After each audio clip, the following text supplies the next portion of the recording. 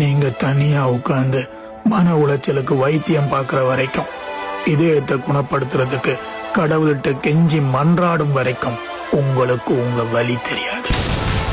நீங்க யாரையுமே பழி வாங்க தேவையில்லை.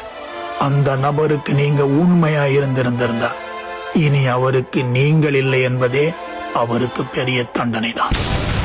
நீதான் என் உலகம் என்று சொன்னவர்கள் உங்களை விட்டு பிரிந்து போகும்போது உங்களை பற்றிய புகார்களை எடுத்து அடுக்கி வைப்பார்கள். அதில் உங்கள் தவறுகளின் பட்டியல் நீண்டு கொண்டே போகும். சில பேரிடம் உங்கள் சொந்த கதையை, சோகக்கதையை, அநியாயத்தை நீங்கள் சொல்லாத வரைக்கும் நீங்கள் எப்படியெல்லாம் ஏமாற்றப்பட்டீர்கள் என்பது உங்களுக்கே தெரியாமல் போயிருக்கும்.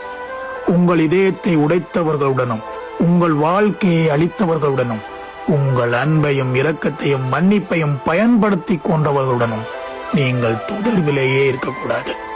அவர்கள் உங்களை அணுகுவதற்கே தகுதியற்றவர்கள். உங்கள் வாழ்க்கையிலிருந்து தானாகவே விலகிச் செல்பவர்கள் தங்களை அப்பாவியாகவும் நேர்மையாகவும் உங்களை மிகவும் மோசமானவராகவும் நிரூபிப்பார்கள்.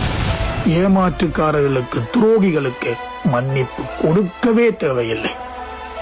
ஆனால் அவர்களுடைய உணர்வுகளுக்கு மதிப்பு கொடுத்துவிட்டு அனுப்பி வையுங்கள். போய் தொலையட்டும்.